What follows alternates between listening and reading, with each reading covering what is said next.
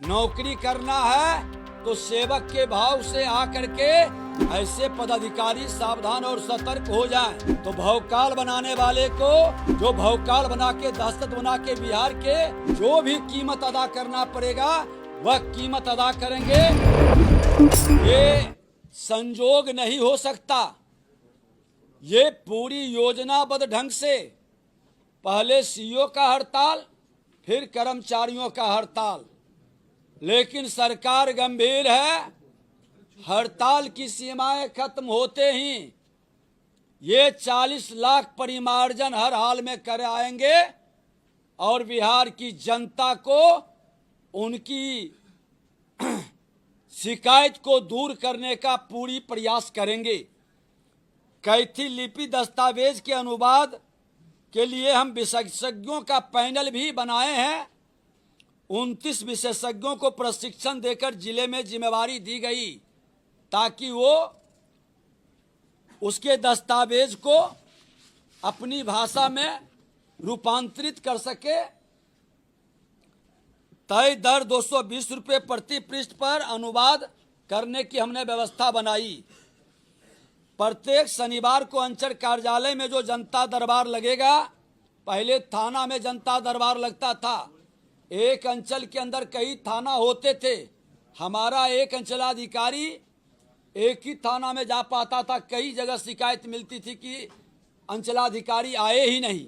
अब हमने कहा कि सभी थाना प्रभारी अंचलाधिकारी के कार्यालय में जाएंगे जहां सीसीटीवी कैमरा लगा रहेगा और वहां पर सुनवाई होगी, क्योंकि अंचल के अंदर हमारे राजस्व कर्मचारी हैं, अमीन है, दस्तावेज है, कोई भी शिकायत के समाधान के लिए पुख्ता प्रमाण है।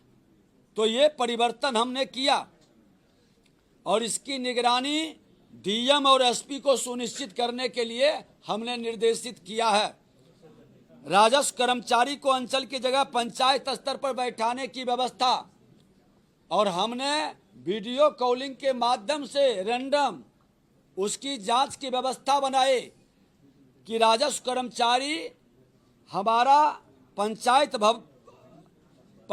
भवन या पंचायत स्तर की जो जगह सुनिश्चित की गई वहां बैठ रहा है कि नहीं।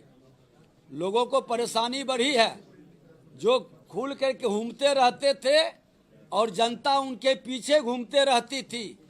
वो संस्कृति को समाप्त किए। बेचैनी साफ झलक रहा है। लोग हड़ताल पर गए हैं। सरकार उनकी हड़ताल की अवधि की गिनती भी कर रही है। नौकरी करना है तो सेवक के भाव से आकर के जनता के बीच जाकर के सरकार के निर्देश का पालन करना होगा। जो करेंगे उसका विभाग सम्मान करेगा, जो नहीं करेंगे वैसे लोगों को हटाने की व्यवस्था विभाग और सरकार निर्णय लेगी। जाली प्रमाण पत्र पर नौकरी करने वाले लोगों की भी हम जांच कर रहे हैं। ऐसे पदाधिकारी सावधान और सतर्क हो जाएं जिनका जाली प्रमाण पत्र के बाद नौकरी कर रहे हैं। एक पदाधिकारी सुपौल के पूर्व अंचलाधिकारी को हमने बर्खास्त भी किया है इसी मामले में। राजस्व में दलाल मुंशी प्रथा पर सख्ती पूरी तरह से। अगर जो राजस्व कर्मचारी के अगल बगल इस तरह के लोग हमारे वीडियो कॉलिंग में या रैंडम औचक निरीक्षण में पकड़ाएंगे तो कड़ी कार्रवाई करेंगे। इसलिए भी लोग परेशान हैं। मैं समझ रहा हूं कि लोग परेशान क्यों हैं और जनता भी समझ रही है कि ये लोग परेशान क्यों हैं। इसके अलावे हम आग्रह करेंगे विभाग के कर्मचारी और अंचलाधिकारी से कि आप लोगों के इधर उधर के बहकावे में न आएं। हमारा विभाग का सदस्य, विभाग एक परिवार होता है और हम अपने परिवार के हर सदस्य के सम्मान का, उसकी सुरक्षा का, उसके उन्नति का हम ध्यान रखेंगे। हड़ताल को खत्म करें, लौट कर आकर करके योगदान दें। आपकी उचित मांगों को नियमानुकूल हम समाधान करेंगे। अगर जो आप हड़ताल के बहाने, मैं तो इसका घोर विरोधी हूं कि ये तालाबंदी और धरना प्रदर्शन से समाधान नहीं हो सकता। संवाद से समाधान होगा। और जो लोग भौकाल बनाना चाहते हैं तो भौकाल बनाने वाले को हम स्वीकार नहीं कर सकते, सरकार स्वीकार नहीं कर सकती। भौकाल से भय पैदा करने के प्रयास करने वाले को मैं सावधान कर देना चाहता हूं कि चला गया वह युग जो भौकाल बना के, दहशत बना के बिहार के अंदर अराजकता उत्पन्न करते। अब यह सरकार, डबल इंजन की सरकार, सरोकार से चलेगी और सरोकार सबका साथ, सबके विकास के भाव को लेके चलती है। तो जो सरोकार में सहयोग करेंगे हम उनका सम्मान करेंगे। देखिए, साजिश करने वाले जो भूमाफिया हैं या इससे जुड़े मानसिकता के लोग हैं, वैसे लोग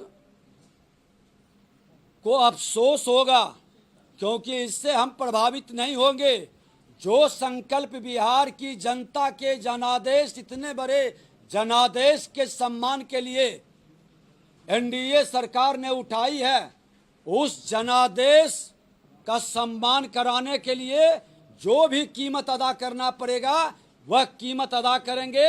नहीं लौटेंगे तो हम अस्थायी बहाली की भी व्यवस्था का विकल्प को खुला रखेंगे। मैंने तो इंतजार की घड़ी हमने समाप्त कर दी है।